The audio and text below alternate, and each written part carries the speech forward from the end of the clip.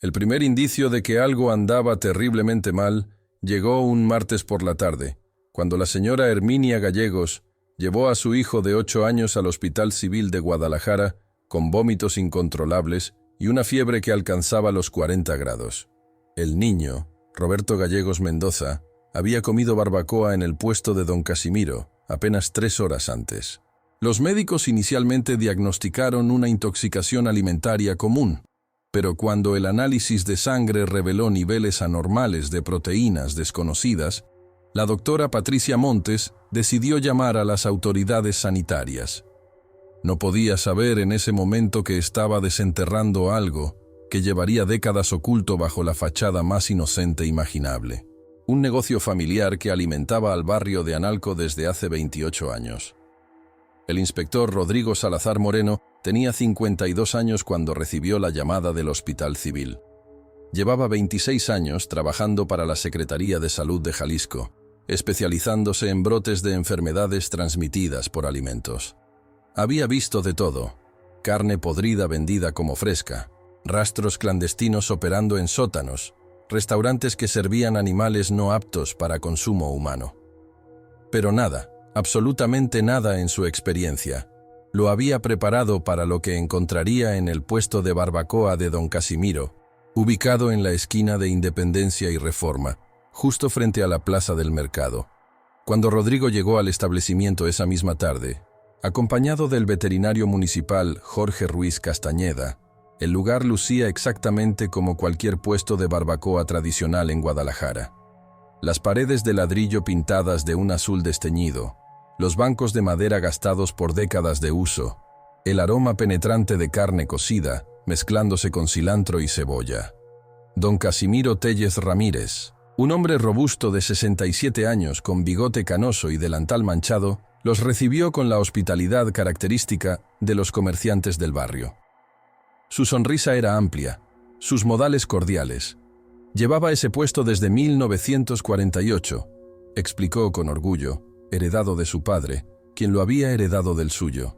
3 generaciones sirviendo la mejor barbacoa de Jalisco. La inspección inicial no reveló nada fuera de lo ordinario. La cocina estaba razonablemente limpia para los estándares de un establecimiento de ese tipo. Los hornos de tierra en el patio trasero mostraban el uso continuo esperado. Las ollas de cobre relucían con décadas de uso, pero bien mantenidas. Rodrigo tomó muestras de la carne que se estaba cocinando, de los condimentos, del agua utilizada para lavar. Todo parecía cumplir con los requisitos básicos de higiene. Cuando preguntó por el proveedor de carne, don Casimiro señaló hacia un cuarto de almacenamiento donde colgaban varios trozos de lo que aparentemente era borrego. Los documentos de compra estaban en orden, con facturas del rastro municipal que databan de la semana anterior. Sin embargo, algo perturbaba a Rodrigo. Era un detalle sutil, casi imperceptible. El olor de la carne cruda no era exactamente el que esperaba. Después de tantos años inspeccionando establecimientos, había desarrollado un sentido casi sobrenatural para detectar irregularidades. El olor del borrego tiene características específicas, una combinación de grasa y músculo que cualquier inspector experimentado reconoce al instante. Esto era diferente, más dulce, más denso. Cuando mencionó su preocupación a Jorge, el veterinario frunció el ceño, pero admitió que sin pruebas de laboratorio, cualquier juicio sería meramente especulativo. Tomaron las muestras necesarias y se marcharon, prometiendo regresar con los resultados en una semana. Los análisis llegaron 11 días después, y fue el propio Jorge quien llamó a Rodrigo a las 6 de la mañana, su voz temblorosa al teléfono. Las muestras de carne habían sido enviadas al Laboratorio Estatal de Salud Pública, donde la bioquímica Teresa Vázquez Ibarra realizó las pruebas estándar de identificación de especies. Los resultados iniciales fueron confusos. La estructura proteica no coincidía con borrego, ni con res, ni con cerdo, ni con ninguna de las especies comúnmente utilizadas en la cocina mexicana. Teresa decidió realizar pruebas adicionales, comparando las secuencias de aminoácidos con bases de datos más extensas. Lo que encontró la dejó inmóvil frente al microscopio durante casi media hora, verificando y reverificando sus datos antes de atreverse a escribir el informe. La muestra contenía proteínas humanas. Rodrigo leyó el informe 3 veces antes de que las palabras cobraran sentido completo. Teresa había incluido una nota manuscrita al final. He repetido todas las pruebas 4 veces. No hay error. La muestra corresponde a tejido muscular de Homo sapiens. Edad estimada del tejido: entre 40 y 50 años al momento de la muerte. Recomiendo contactar inmediatamente a la Procuraduría General de Justicia. El inspector se quedó sentado en su oficina durante casi 1 hora, el informe temblando en sus manos. En sus 26 años de carrera, había imaginado muchos escenarios perturbadores, pero esto superaba cualquier pesadilla. Un establecimiento respetado, operando abiertamente durante casi 3 décadas, sirviendo carne humana a familias enteras. Niños, ancianos, trabajadores, estudiantes. Miles de personas, quizás decenas de miles a lo largo de los años. La magnitud de lo que estaba enfrentando era abrumadora. La reunión de emergencia se llevó a cabo esa misma tarde en las oficinas de la Procuraduría. Además de Rodrigo y Teresa, asistieron el comandante Héctor Zamora Villegas de la Policía Judicial del Estado, el forense jefe Dr. Armando Soto Pérez y el secretario de Salud Municipal, licenciado Fernando Aguirre Montes. La atmósfera en la sala era de incredulidad mezclada con horror contenido. Teresa presentó sus hallazgos con voz profesional pero temblorosa, mostrando las comparaciones de tejidos, los análisis de ADN preliminares, las fotografías microscópicas que no dejaban lugar a dudas. El comandante Zamora, un hombre curtido de 58 años que había visto lo peor de la criminalidad en Jalisco, fue el primero en hablar después de la presentación. «Necesitamos proceder con extrema cautela», advirtió, su dedo índice golpeando la mesa para enfatizar cada palabra. «Si esto se hace público antes de tener todas las pruebas y todos los involucrados identificados, causaremos un pánico masivo. Estamos hablando de un puesto que sirve a 300 o 400 personas diarias, durante casi 30 años. Se decidió que la investigación continuaría en secreto. Un equipo pequeño, operando bajo cobertura de inspección de rutina. Rodrigo sería el líder civil, con el comandante Zamora proporcionando apoyo policial discreto. El primer paso sería determinar la fuente de la carne. ¿De dónde obtenía don Casimiro los cuerpos? ¿Cuántos estaban involucrados en la operación?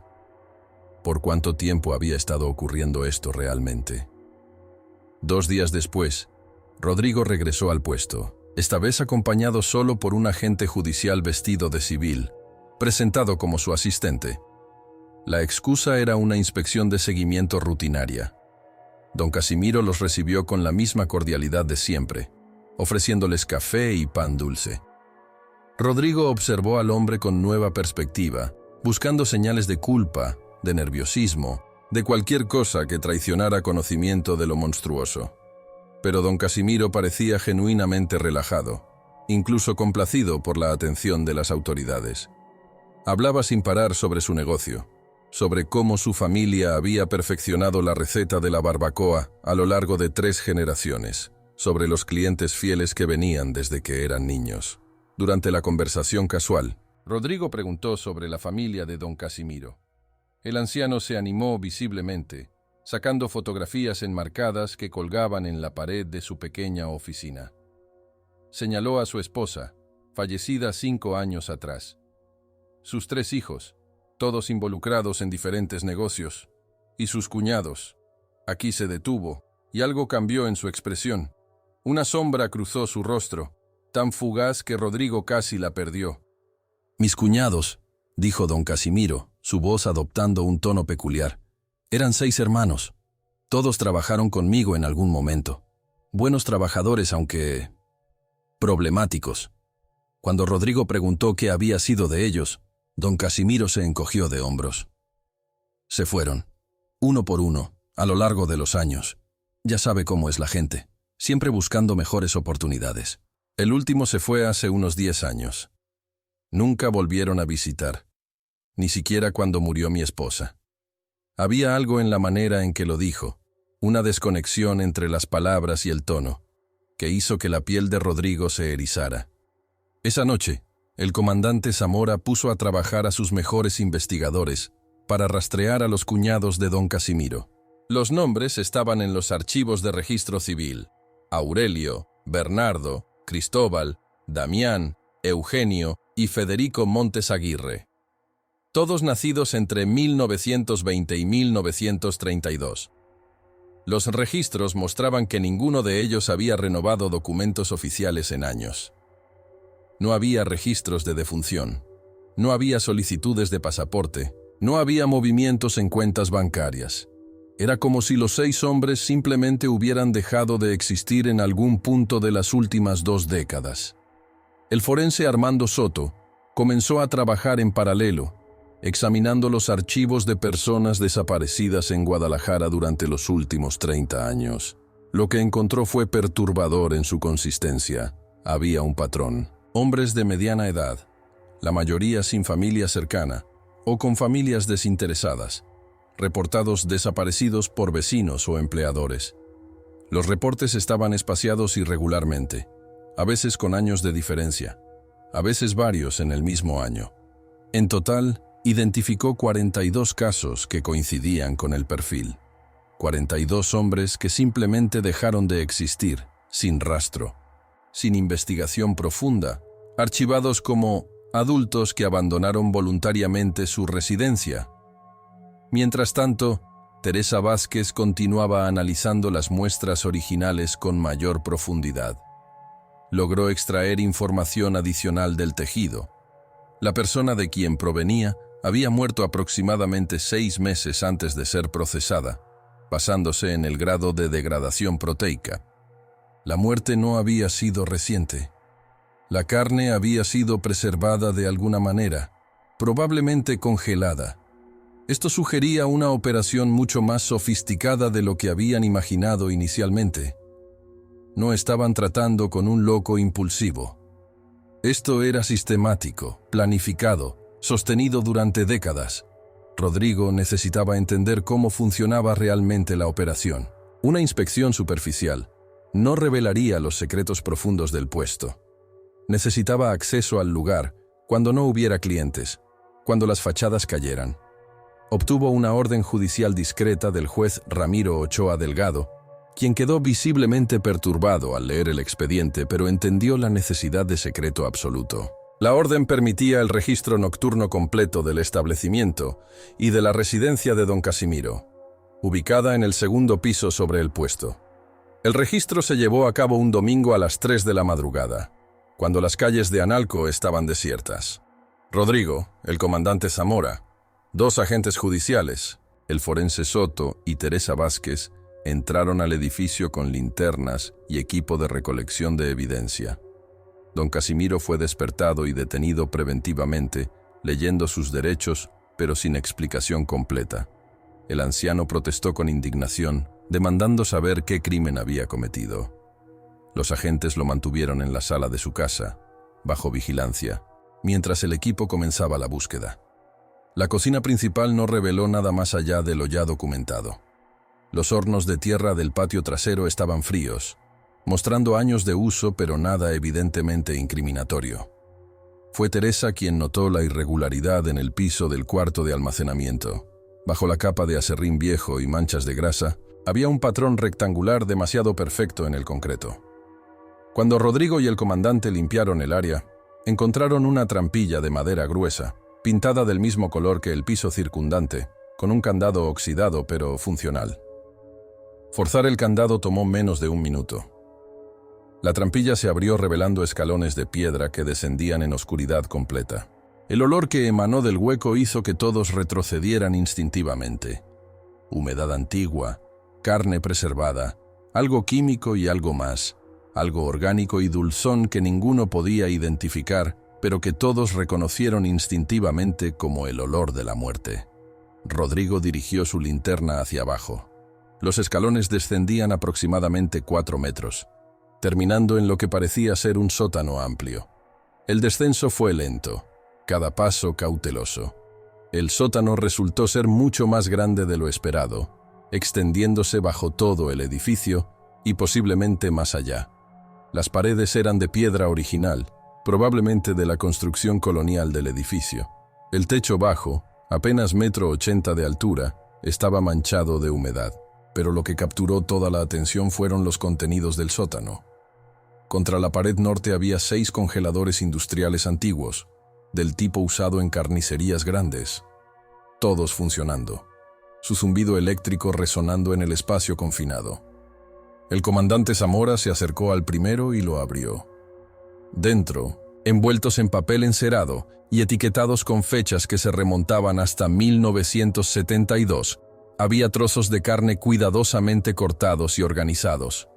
Piernas, brazos, torsos seccionados. Los forenses estimarían después que los 6 congeladores contenían los restos de al menos 18 personas diferentes. Pero el verdadero horror estaba en la pared este. Allí, colgando de ganchos de metal oxidado, había herramientas que ningún carnicero legítimo necesitaría. Sierras especializadas para hueso, cuchillos de desarticulación de varios tamaños, delantales de hule grueso manchados de marrón, y, en una mesa larga de acero inoxidable, había cuadernos. 5 cuadernos de contabilidad viejos, sus páginas amarillentas con la edad pero perfectamente legibles. Rodrigo tomó el primer cuaderno con manos enguantadas. La primera entrada databa de 1948. Era un registro meticuloso, escrito con caligrafía cuidadosa. Nombres, fechas, pesos. Aurelio Montes, 15 de marzo, 68 kilos. La siguiente entrada, 3 meses después. Bernardo Montes, 22 de junio, 72 kilos. El patrón continuaba, página tras página, año tras año. Los 6 cuñados estaban todos listados en los primeros 5 años.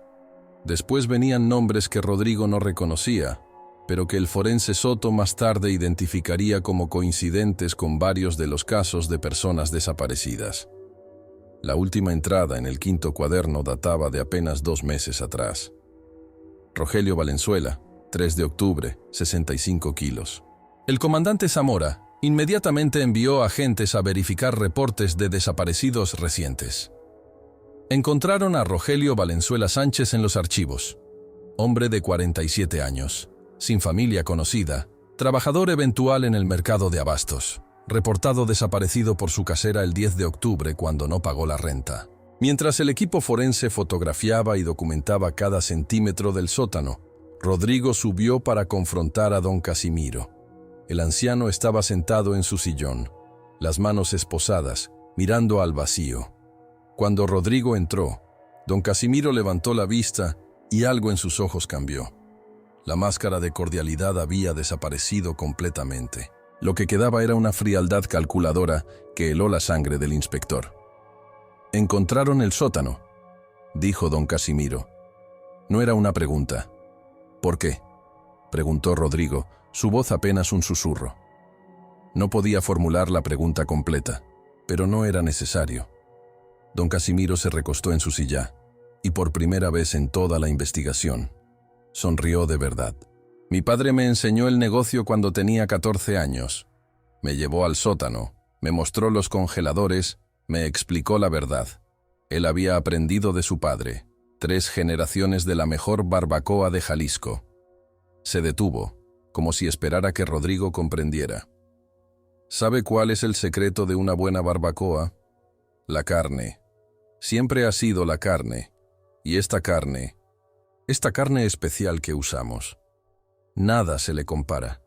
Los clientes regresan generación tras generación, porque saben en algún nivel profundo que están comiendo algo extraordinario». «Asesinaste a tus propios cuñados», dijo Rodrigo. «Eran problemáticos», respondió don Casimiro sin emoción. «Bebedores, mentirosos, golpeaban a mi hermana. Yo la protegí. Y ellos. Ellos sirvieron a un propósito mayor. Alimentaron al barrio. Décadas después de su muerte, siguieron sirviendo. ¿No es eso hermoso, en cierto modo?». La confesión completa tomó 6 horas. Don Casimiro habló sin pausas, sin remordimiento, detallando cada asesinato con precisión clínica. Explicó cómo seleccionaba a sus víctimas. Siempre hombres solos, sin redes de apoyo fuertes, personas cuya desaparición no causaría gran conmoción. Los atraía con promesas de trabajo bien pagado. Los mataba en el sótano, generalmente con un golpe en la cabeza con un mazo de carnicero. Procesaba los cuerpos inmediatamente, guardando la carne en los congeladores, destruyendo huesos y órganos internos en los hornos de tierra durante cocciones nocturnas. Nada se desperdiciaba. Había comenzado con Aurelio, su primer cuñado, en 1948. 30 años después, cuando fue arrestado, había procesado a 46 personas. Los cálculos de los forenses sugirieron que aproximadamente 200.000 platos de barbacoa habían sido servidos usando la carne humana a lo largo de esas 3 décadas. Familias enteras, generaciones completas de guadalajarenses, habían comido en el puesto de don Casimiro. El juicio fue cerrado al público. La Fiscalía y el Gobierno del Estado decidieron que la verdad completa nunca podía ser revelada. El pánico social sería devastador. La versión oficial fue que don Casimiro Telles había sido arrestado por asesinato serial de vagabundos, movido por un delirio psicótico. La conexión con el negocio fue minimizada en los reportes de prensa. Se dijo que había matado a varias personas a lo largo de los años, sin mencionar números exactos. Nunca se mencionó públicamente que había usado la carne en su establecimiento. El puesto fue cerrado citando violaciones sanitarias graves. Don Casimiro fue sentenciado a 46 cadenas perpetuas consecutivas. Murió en la prisión de Puente Grande en 1983, de un infarto masivo. Tenía 74 años. Hasta su último día, mantuvo que su barbacoa era la mejor de Jalisco y que él había servido honorablemente a su comunidad durante décadas.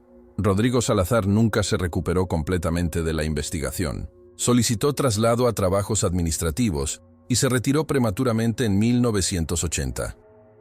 Sus compañeros notaron que dejó de comer carne completamente después del caso. Murió en 1997, a los 73 años, llevándose consigo más detalles de los que jamás compartió oficialmente. El edificio donde operaba el puesto de barbacoa de don Casimiro fue demolido en 1979. En su lugar, se construyó una farmacia. Pero los residentes más viejos del barrio de Analco todavía recuerdan. Evitan hablar del tema abiertamente, pero en conversaciones privadas, cuando el tequila fluye y las lenguas se sueltan, admiten que recuerdan el sabor, que era diferente, especial, y que nunca, en los 48 años desde que el puesto cerró, han encontrado barbacoa que se le compare. En 2005, durante renovaciones en la farmacia, trabajadores encontraron una entrada sellada al antiguo sótano. La policía fue llamada, y excavaciones cuidadosas revelaron que no todo había sido removido en 1979. Entre los escombros y la humedad, encontraron 3 congeladores más que nunca habían sido descubiertos, ocultos en una cámara secundaria. Contenían restos que los forenses determinaron pertenecían a al menos 7 individuos adicionales. Los cuadernos de don Casimiro nunca mencionaron esta cámara.